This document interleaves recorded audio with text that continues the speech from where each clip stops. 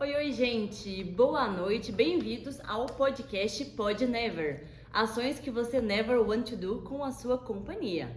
Eu sou Bárbara, host desse podcast, e estou aqui entrevistando nossos dois colegas da noite. Boa noite! Boa noite, tudo bom? Boa noite, tudo bom, Bárbara? Tudo bom? Aqui nós temos João Pedro. Ele é professor da Faculdade de Illinois, nos Estados Unidos, recentemente, foi consultor de várias empresas e, além disso, ele também tem um familiar que foi atingido na crise da cervejaria Baker, que tem vários problemas aí de saúde desse seu familiar. Já o Alim é o nosso representante e especialista em crises, né, Alim? Já trabalhou em uma multinacional mineira e ele hoje é o consultor renomado em gestão de crises e vai falar pra gente aqui hoje algumas dicas e o que fazer e o que não fazer, o que never we want to do. Então vamos começar com a primeira pergunta desta noite. Aline, você poderia nos explicar brevemente o que é uma gestão de crise corporativa, né? E por que ela é tão importante para a empresa e para a sociedade? Bom, boa noite a todos, né? Com relação ao próprio nome diz, né? Crise, né? Quando que nós vamos... Primeira coisa que nós temos que fazer é evitar a crise, né? E se a crise acontece, a gente tem que estar preparado para resolver o mais rápido possível, né? Com transparência e agilidade.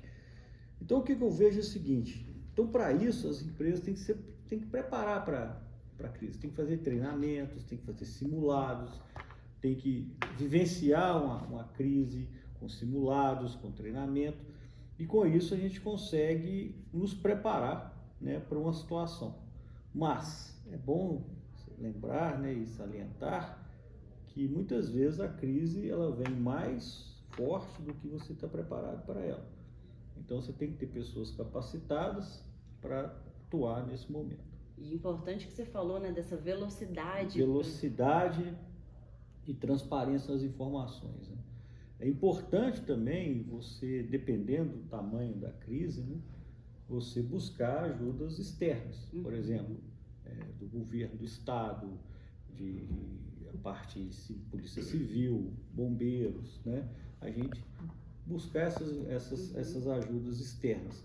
Então, para isso, você já tem que ter um certo acordo, né, com essas empresas, né, com a Defesa Civil também, no caso do tamanho do problema que você vai enfrentar. E você ali, tem que ter esses contatos. desculpa te interromper, mas é uma resposta dada de forma bem rápida.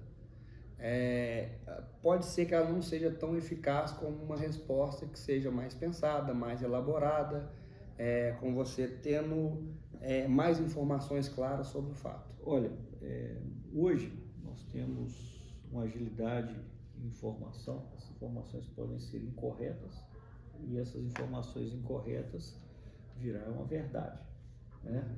Então hoje você tem uma facilidade de gravar com celular, pessoas opinando, rede social. Então você tem que ser ágil em ser transparente em uma resposta. Não quer dizer que essa resposta vai ser definitiva. Ela pode sofrer alterações ao longo da investigação, mas você tem que ser ágil e de posicionar. Um posicionamento você tem que tomar o mais rápido possível. E lógico que esse posicionamento tem que ser feito por uma pessoa com habilidade, transparência e que seja verdadeira, né? E seja um representante da empresa. Né? Eu te perguntei isso. Agora, com certeza, se você não tomar esse espaço, alguém vai tomar para você. E nessa hora aparecem pessoas de todas as índoles, de todas as formas, uns querendo ter ganho político, outros querendo ter ganho financeiro, outros querendo ter N situações. Então você tem que se posicionar. E depois você vai, desse primeiro posicionamento, você vai atualizando conforme você for conhecendo mais os fatos e as informações. Tá. Agora, isso tem que ser rápido. Eu te fiz essa pergunta porque em 2010 a Toyota teve um caso de uma crise muito grande e aí eles primeiramente eles foram criticados porque não emitiram um parecer muito rápido. mas depois por terem dado respostas assertivas, terem estudado o caso e trouxeram de fato o que foi o problema, eles tiveram uma repercussão muito boa dessa crise que eles passaram.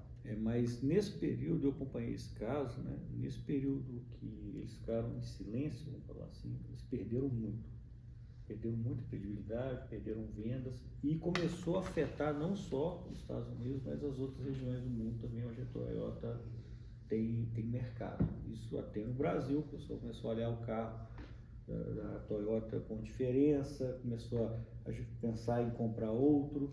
Então, eu acho que ali eles falharam, eles tinham que ter dado posicionado e depois complementado com as ações depois da pesquisa e dos fatos serem trabalhados.